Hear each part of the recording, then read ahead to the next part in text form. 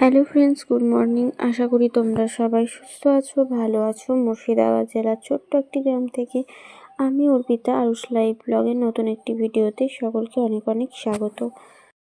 যদিও আজকে ভিডিওটা আমি দুপুর থেকে শুরু করছি, দেখতেই পাচ্ছ শুনুকে এখন তেল মাখিয়ে নিচ্ছি। আসলে ওকে স্নান করাবো সেই কারণে। আর সকাল থেকে আমি সেরকমভাবে ভিডিও করা হয়নি, নানারকম একটু ব্যস্ততার কারণে। সেই জন্য আমি কিন্তু অনেকটা দেরিতেই আজকে ক্যামেরাটা অন করেছি। তো চলো, এখন কিন্তু শুনুকে স্নান টান করিয়ে নিয়ে খাইয়ে নিয়েছি। তারপর খাইয়ে দাইয়ে কিন্তু এখন চলে এসেছি বাথরুমে, কারণ শুনুর বেশ কিছু জামা কাপড় রয়েছে, সেগুলোকেও কেচে নেব। তারপর একদম স্নান করে নেব, তারপর নিচে যাব। খাওয়া দাওয়া এখনও করিনি, খাওয়া দাওয়া স্নান করবো, তারপর কিন্তু দুপুরে খাবার খাবো। তো তার আগেই আমি ভাবলাম শুনুকে স্নান করিয়ে প্রত্যেক দিনের মতো আমি চলে এলাম স্নান করতে। আর স্নান করতে এসে এই যে দেখো, শুনু জামা প্যান্ট বা যেগুলো কাচাকুচি দু একটা আছে সেগুলো একটু কেচে নিচ্ছি। তো দু একটা জামা কাপড় আছে শুনুর, সেই কারণে। আর বাচ্চা ছেলে জানোই তো, প্রত্যেক দিনই সার্ফ দিতেই হয়, প্রত্যেক দিনই কাচতে হয় ওদের জামা কাপড়, কারণ ওদের নোংরা হতেই থাকে, তাই না বলো? সেই কারণে ওরা তো ছোটো, ওরা তো বোঝে না, এদিক ওদিক শুয়ে যায়, বসে যায়, সেই কারণে নোংরাটা হয়। তো যাই হোক, ওদের তো পরিষ্কার করতে হয় ভালো করে, তাই না? তো চলো, এখন কিন্তু শুনুন জামা প্যান্টগুলো সব কেচে নিচ্ছি। এই দেখো প্রায় হয়ে গেছে কাচা। ওর জামা প্যান্টই রয়েছে সেখানে, শুধু আর একটা রয়েছে আমার ওড়না। তো এটা একটু বাইরে পড়েছিল, আমি সেরকমভাবে ইউজ তো করি না, তো সেটা বাইরে পড়েছিল বলে ভাবলাম পরিষ্কার করে নিই, কারণ এদিক ওদিক পড়ে থাকছে খারাপ হয়ে যাবে। আর মাঝে মধ্যে এটা নিতেও কাজে লাগে। তো আমি তো এটা নিই না, বাইরেই পড়েছিল, সেই কারণে একদম কেচে নিলাম। তো চলো, আমি কিন্তু উপরেই যেহেতু স্নান করতে এসেছি, সেই কারণে কিন্তু উপরেই চলে এসেছি এগুলোকে নিয়ে কাছাকাছি করতে। যেখানেই স্নান করি সেখানেই করে নিই, এরকম কোনো ব্যাপার নেই যে আলাদা জায়গায় করব। কারণ এখানে স্নান করবো, এখানে করে নিচ্ছি, তাহলে ধরো আমাকে নিয়ে যেতে সুবিধা হবে, সেই কারণে। এখানে দেখতেই পাচ্ছ বেশ কিছু গাজর রয়েছে, যেগুলো কুচি কুচি একদম ছেলা রয়েছে, কারণ আজকে হবে গাজরের হালুয়া। তো চলো, তোমাদেরকে একটু গাজরের হালুয়া বানানোর রেসিপিটা একটু দেখিনি। অনেকেই জানো বা অনেকেই জানো না, যারা জানো না তাদের জন্য, আর যারা জানো তারা একটু দেখে নাও, তোমাদেরও ভালো লাগবে। সবার পদ্ধতি এক নাও হতে পারে।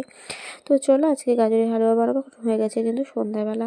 বেশ কিছু ছোটো ছোটো বাদাম রয়েছিল, ওই মানে কেটে নিয়েছি আমি, কাজু আর ওই আমন্ড মানে কাঠবাদাম, সেটাকে হালকা হাতে একটু ভেজে নিলাম, একটু হালকা হালকা করে, হালকা লালচে করে। এটা কিন্তু এইভাবে দিলে খেতে ভালো লাগে কাঁচা দেওয়ার থেকে। তো চলো, ভেজে নিয়েছি, তুলে নিলাম। আরও বেশ কিছুটা এখানে ঘি দেওয়া হলো অনেকটা পরিমাণে।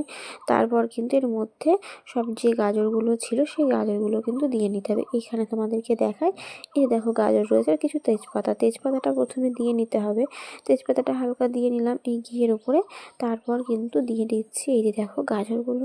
আর এই গাজরগুলো কিন্তু যতটা পরিমাণে দেখছো তার থেকে কমে যাবে, কারণ জিনিসটা ভাজা পড়বে, সেই কারণে হালকা একটু নেবে, মানে কম কম হয়ে যাবে অনেক, তাই না বলো?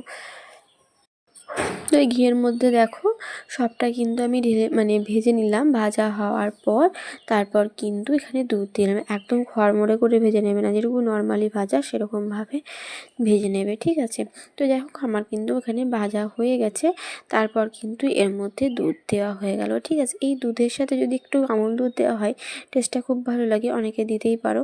তো আমরা কিন্তু আমুল দুধ দিইনি কোনোভাবেই, শুধু নর্মালি দুধ দিয়েছি, ঠিক আছে? মানে কেউ দিতে চাইলে দিতে পারো, যে এই দুধের সাথে একটু মিশিয়ে, ঠিক আছে? তো আমরা দিইনি। তো তার মধ্যে যাই হোক, চলো, আমি কিন্তু দুধ দেওয়ার পর এখন দিয়ে দেওয়া হলো চিনি, পরিমাণ মতো চিনি দিয়ে দিতে হবে, যে যেমন মিষ্টি খাও সেরকমভাবে দিয়ে নিতে পারো। তো দেখো, আমি কিন্তু এখন এখন এই যে দেখো সব দুধ আর চিনি দিয়ে মিশিয়ে নিলাম। তো এর মধ্যে এখন দিয়ে দিচ্ছি বেশ কিছু কিশমিশ। তো অনেকে, আমি ওখানে ফ্রাই করেছিলাম বা ভেজেছিলাম, তখন কিন্তু আমি কিশমিশটা ভাজিনি। তো যারা চাও তারা ভাজতে পারো বা নাও ভাজতে পারো, আমি ভাজতে পছন্দ করি না তাই ভাজিনি। তাই এখানে এখন কিশমিশগুলো আর যে বাদামগুলো ভেজে রেখেছিলাম সেগুলো কিন্তু এখন দিয়ে ভালো করে নাড়াচাড়া করে কিন্তু এটা আমি এখন রেখে দেবো, একটু ফুটতে দেবো। এটা যখন ফুটে একটু ক্ষীর হয়ে যাবে হালকা করে, তখন এটা নামিয়ে নেব।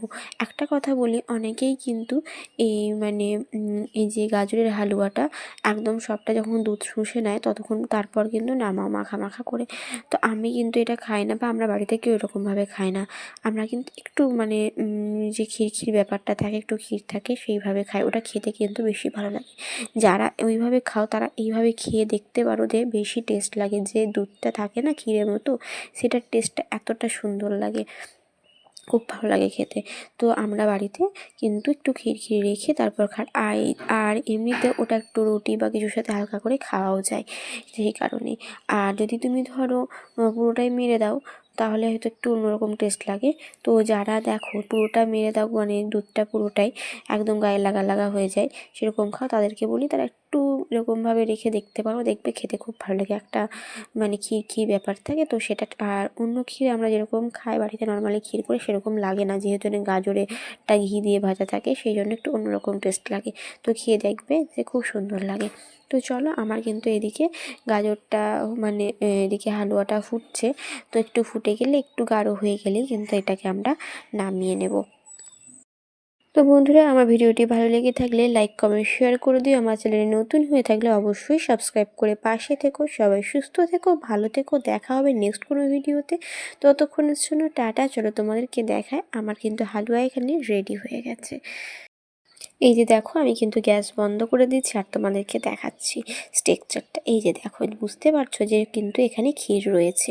তো এইভাবে কিন্তু আমি এখানে রান্না করেছি। তো কেমন হচ্ছে অবশ্যই জানিও। ততক্ষণের জন্য টাটা।